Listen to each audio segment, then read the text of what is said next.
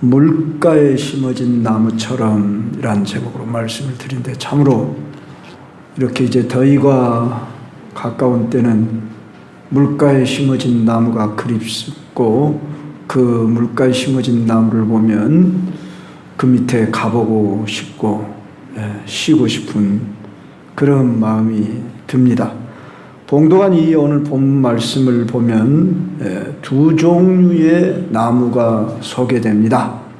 사막의 떨기나무 같은 사람, 그리고 물가에 심겨진 나무 같은 사람, 확연하게 드러나 있습니다. 그래서 사막의 떨기나무 같은 그런 사람은 어떤 사람이냐? 사람을 믿으며 육신으로 그의 힘을 삼고 마음이 여호와에게서 떠난 사람이라고 그랬습니다.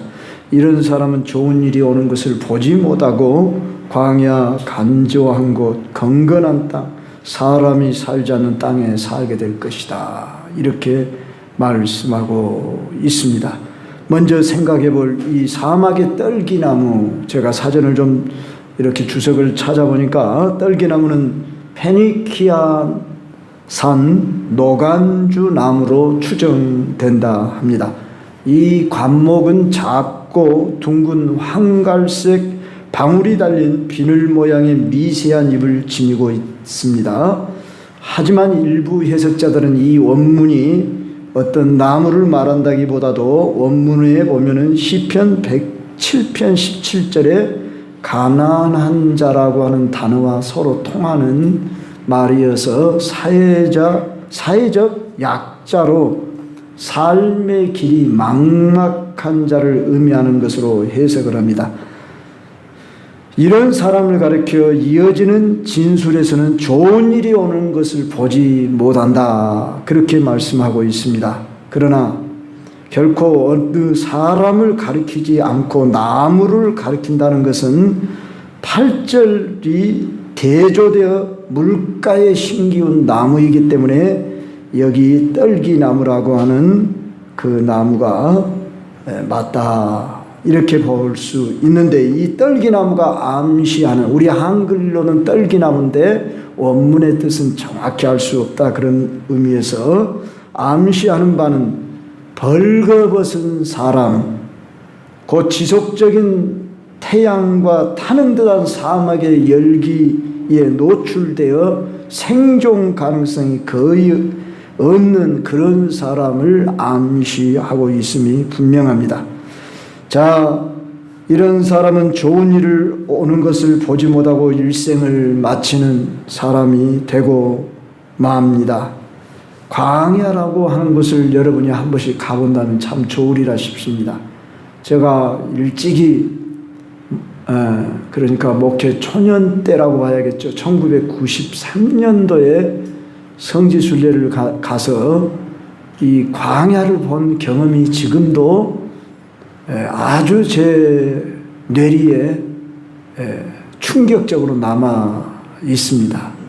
자동차를 타고 막 3시간, 4시간을 달리는데도 계속 이 모래, 사막 이런 것밖에 펼쳐지지 않는 그런, 그러니까 우리가 이스라엘에서 저 지금의 이집트로 넘어가는 그 코스, 네게부 사막을 지나서 가본 경험이 있고, 또 시나이 반도라고 하는 시내산을 이렇게 가려면 또 몇 시간을 그 광야를 달려 보았습니다.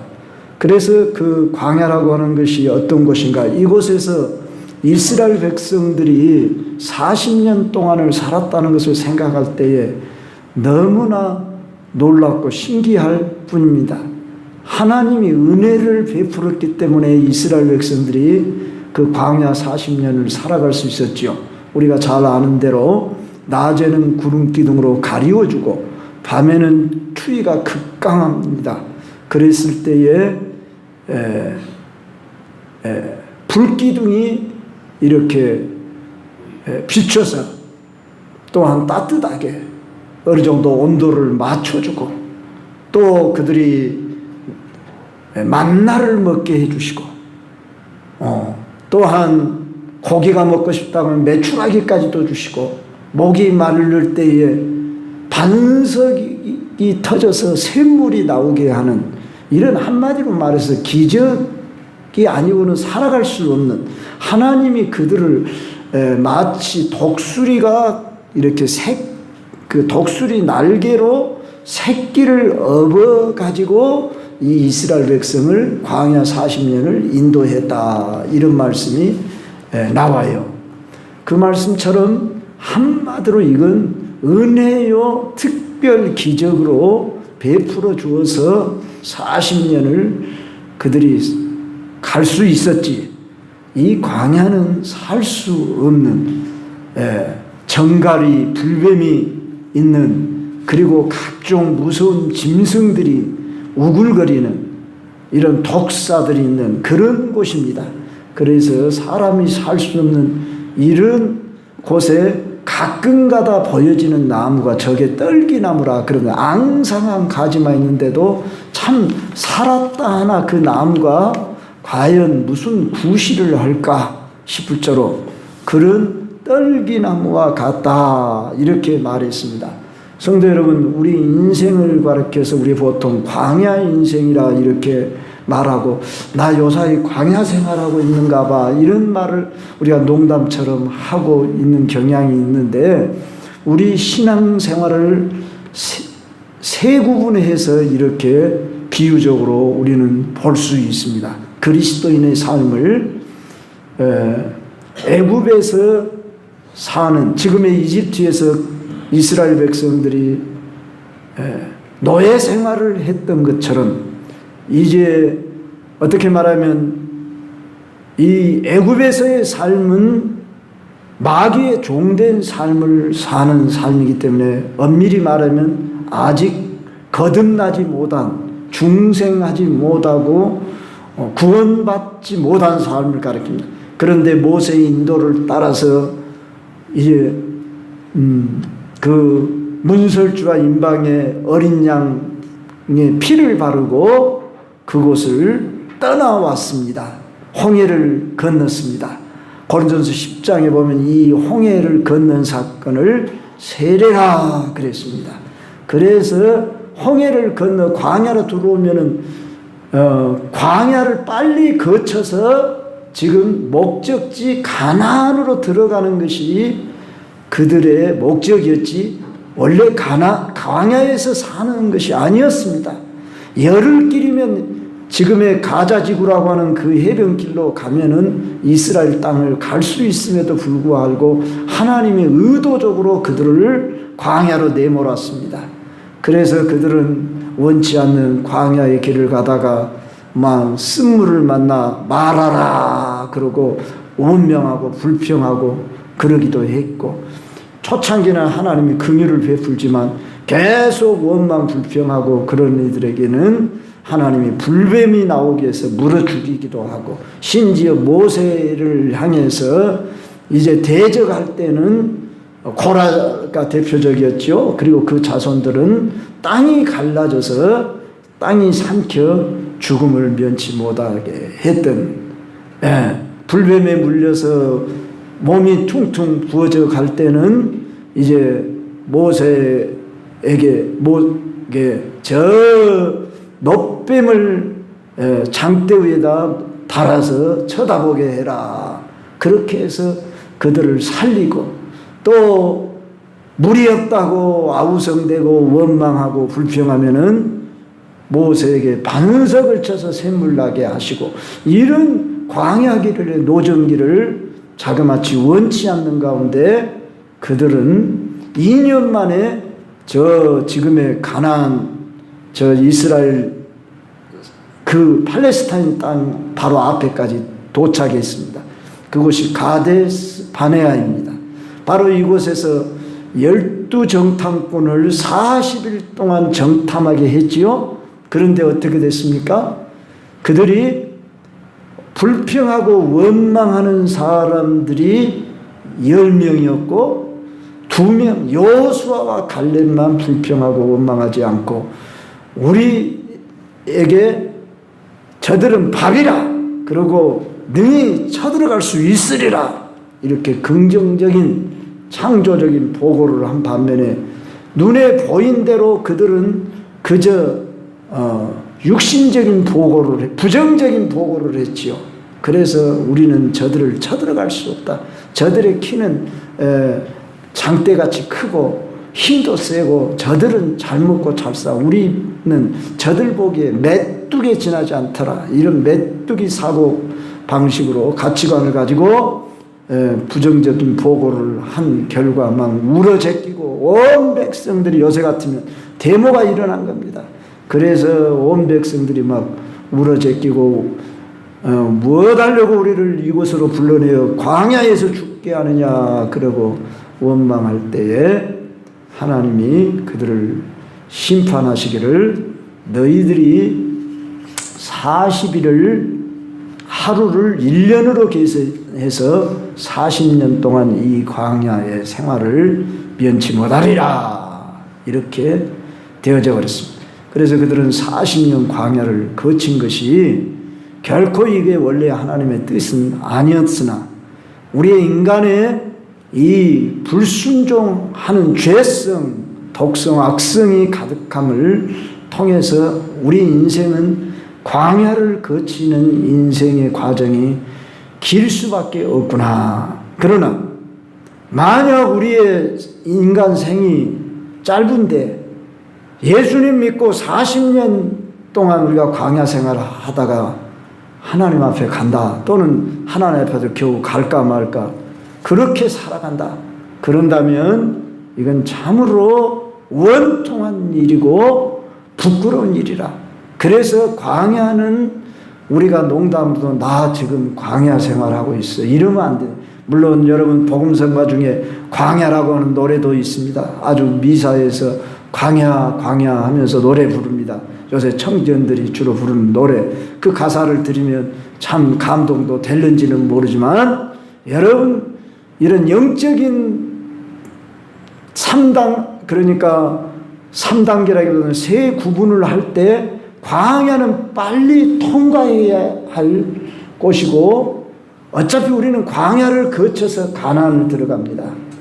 그런데 우리가 홍해를 건너 즉 구원받은 세례받은 중생한 삶을 사람으로 우리가 살아간다고 할 때에 나의 삶이 이 떨기나무처럼 광야 생활에 머무르고 있으면 안 되겠다는 거예요. 그래서 할 수 있으면이 아니라 우리는 빨리 광야를 통과하기로 결단하고 가나안에 들어가야 합니다. 그래서 제가 자주 말씀드리지만 우리는 여호수아 세대, 이 여호수아란 말이 예수라는 말과 동일어입니다.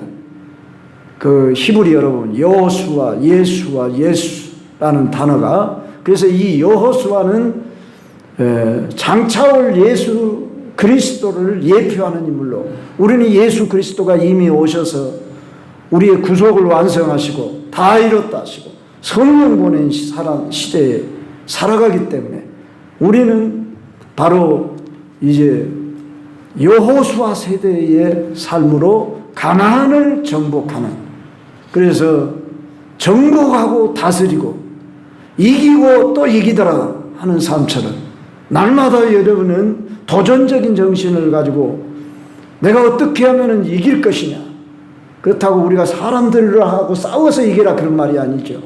우리는 영적인 자세로 늘 내 자신이 무장되어 있으라는 거예요. 그리스도의 군사로 무장하라고 하는 이 말씀을 여러분의 마음판에 새기고 늘 삶 속에서 나는 그리스도의 군사야. 강하고 담대해야 돼. 보이지 않는 여기 참 할 말이 오늘 많이 준비했는데 다른 얘기가 많이 나갔습니다. 더이라고 하는 이게 바로 고난입니다. 시련입니다. 여러분 시련을 당하고 고난 중에 있습니까? 여러분의 믿음의 뿌리가 저 물가에 심겨진 나무처럼 깊이 내려져 있으면 더위나 가뭄이 상관이 없다 그 말입니다. 제가 보니까 무두셀라라고 하는 나무가 있답니다. 무두셀라가 인간 중에서 제일 오래 산 사람이죠. 969세를 산. 그래서 그 나무의 이름을 무두셀라라고 지었는데, 미국 캘리포니아에 있는 한 산에 서식하고 있는데 4,700살을 살고 있는 나무인데, 놀랍게도 지금도 열매를 맺는다고 합니다. 어떻게 그렇게 오래 살 수 있었을까? 이 나무가 살아갈 수 있는 최고 조건이 갖추어져 있기 때문이 아니라는 것입니다. 연구해 본 결과 토양도 매우 척박하고 고지대에 건조합니다.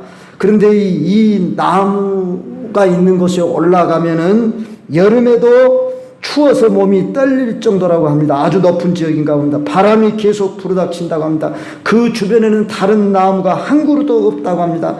자그마치 이 나무는 반만 년 동안 이렇게 심기어지면서 지금도 열매를 맺고 있는데, 어떻게 도대체 이 나무가 살 수 있느냐 하고 학자들이 연구를 하고 살펴보니까, 이 가뭄이 오면 몇 년 동안 동명기에 들어간답니다. 마치 짐승처럼 성장하지 않고 멈춘단다.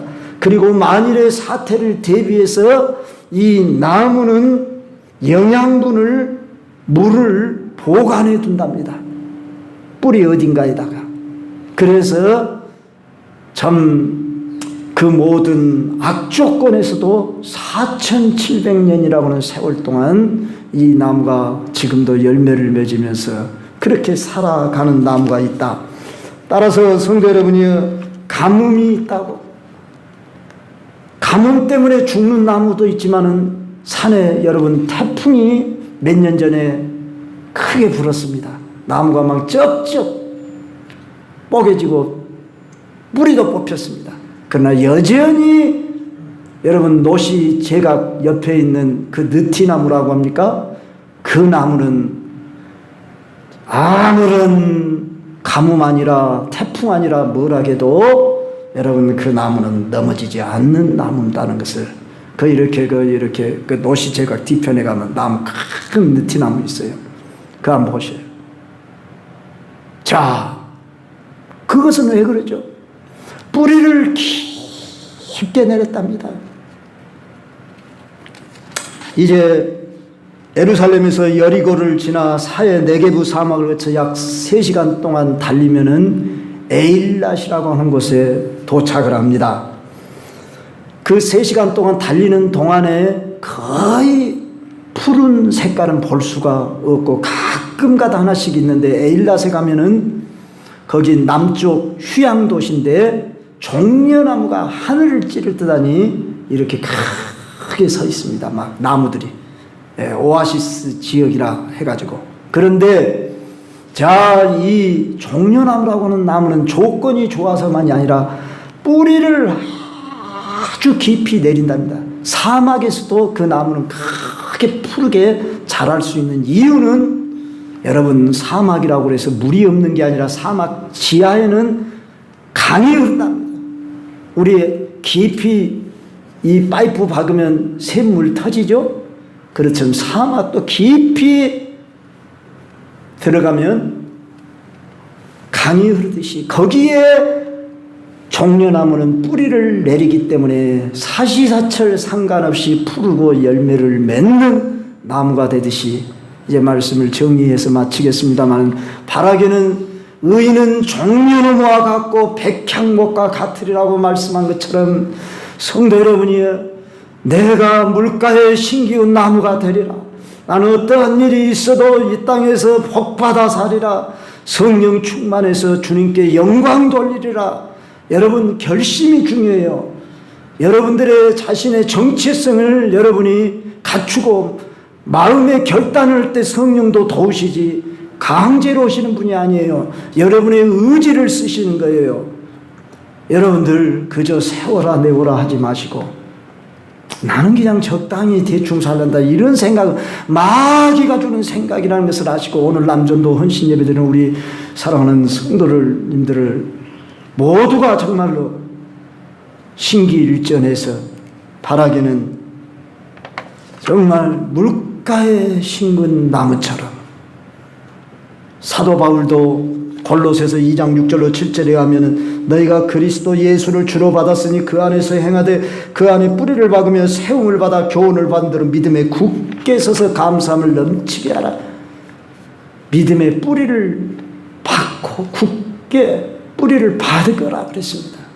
뿌리가 좋아야 나무가 좋고 열매가 맺힙니다. 모양만 좋다고 되는 게 아닙니다.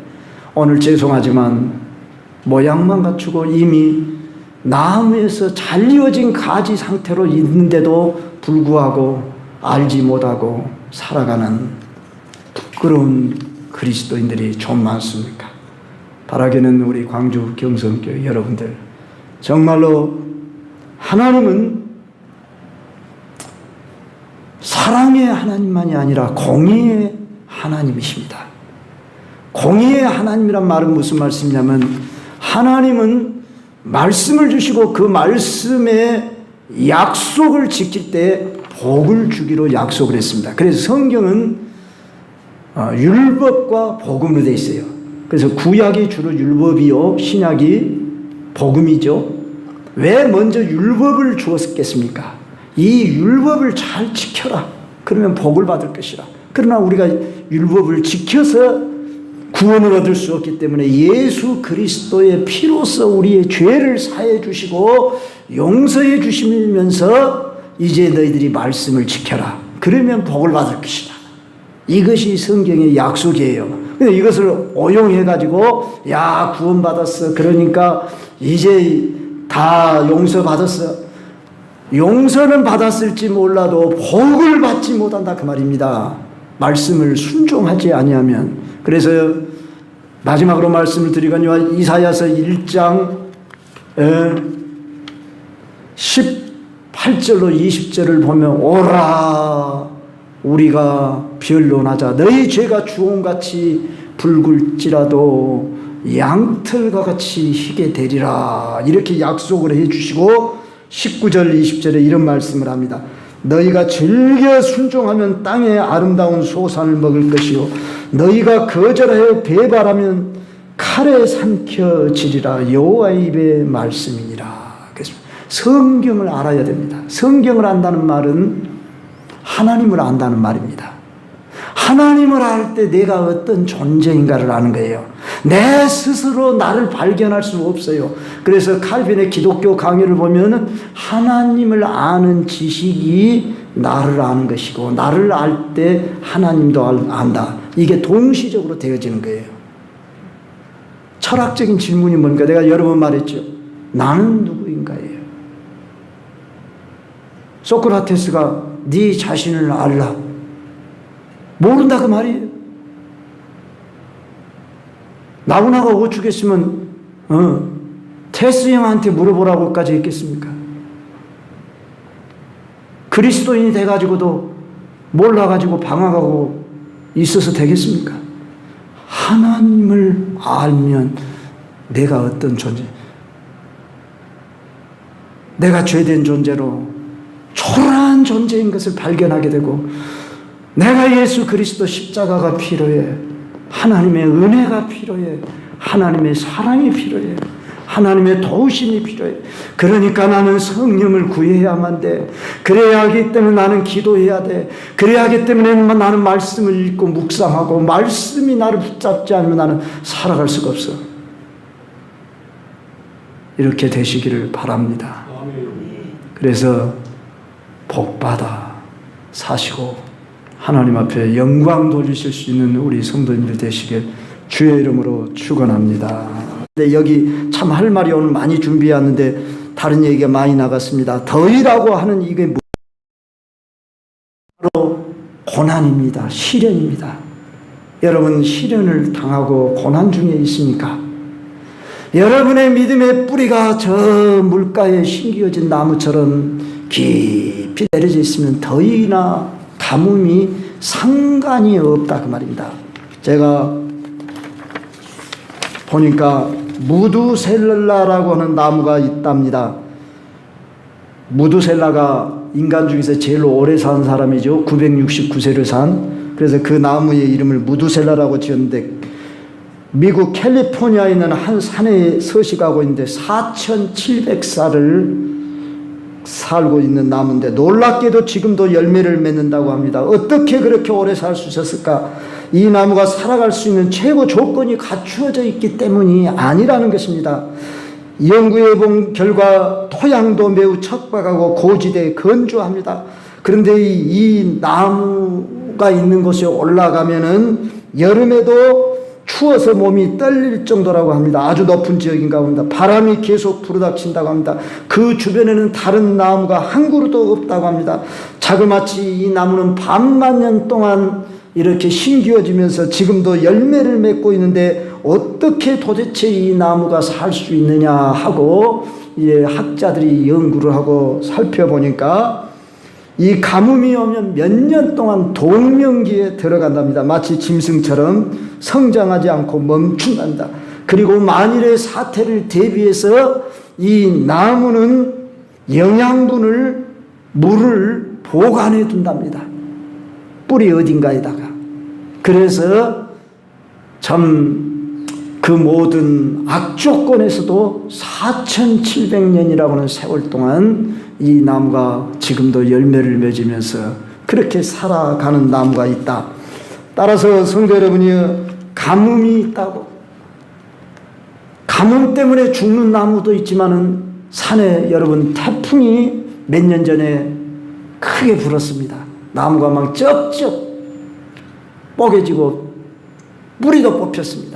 그러나 여전히 여러분 노시 제각 옆에 있는 그 느티나무라고 합니까? 그 나무는 아무런 가뭄 아니라 태풍 아니라 뭐라게도 여러분 그 나무는 넘어지지 않는 나무다는 것을 이렇게 노시 제각 뒤편에 가면 나무 큰 느티나무 있어요. 그거 한번 보세요. 자, 그것은 왜 그러죠? 뿌리를 깊게 내렸답니다. 이제 예루살렘에서 여리고를 지나 사해 네게부 사막을 거쳐 약 3시간 동안 달리면은 에일랏이라고 하는 곳에 도착을 합니다. 그 3시간 동안 달리는 동안에 거의 푸른 색깔은 볼 수가 없고 가끔가다 하나씩 있는데 에일랏에 가면은 거기 남쪽 휴양 도시인데 종려나무가 하늘을 찌를 듯하니 이렇게 크게 서 있습니다. 막 나무들이 오아시스 지역이라 해가지고. 그런데 자, 이 종려나무라고 하는 나무는 조건이 좋아서만이 아니라 뿌리를 아주 깊이 내린답니다. 사막에서도 그 나무는 크게 푸르게 자랄 수 있는 이유는 여러분 사막이라고 해서 물이 없는 게 아니라 사막 지하에는 강이 흐른답니다. 우리 깊이 이 파이프 박으면 샘물 터지죠? 그렇지만 사막도 깊이 들어가면 강이 흐르듯이 거기에 종려나무는 뿌리를 내리기 때문에 사시사철 상관없이 푸르고 열매를 맺는 나무가 되듯이 이제 말씀을 정리해서 마치겠습니다만 바라기는 의인은 종려나무와 같고 백향목과 같으리라고 말씀한 것처럼 성도 여러분이 내가 물가에 심기운 나무가 되리라. 나는 어떠한 일이 있어도 이 땅에서 복받아 살리라. 성령 충만해서 주님께 영광 돌리리라. 여러분 결심이 중요해요.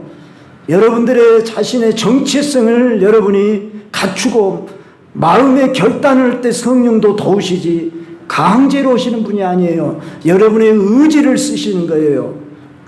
여러분들 그저 세워라 내워라 하지 마시고 나는 그냥 적당히 대충 살란다 이런 생각, 마귀가 주는 생각이라는 것을 아시고 오늘 남전도 헌신 예배드리는 우리 사랑하는 성도님들을 모두가 정말로 신기일전해서 바라기는 정말 물가에 심은 나무처럼, 사도 바울도 골로새서 2장 6절로 7절에 가면은 너희가 그리스도 예수를 주로 받았으니 그 안에서 행하되 그 안에 뿌리를 박으며 세움을 받아 교훈을 받은 대로 믿음에 굳게 서서 감사함을 넘치게 하라.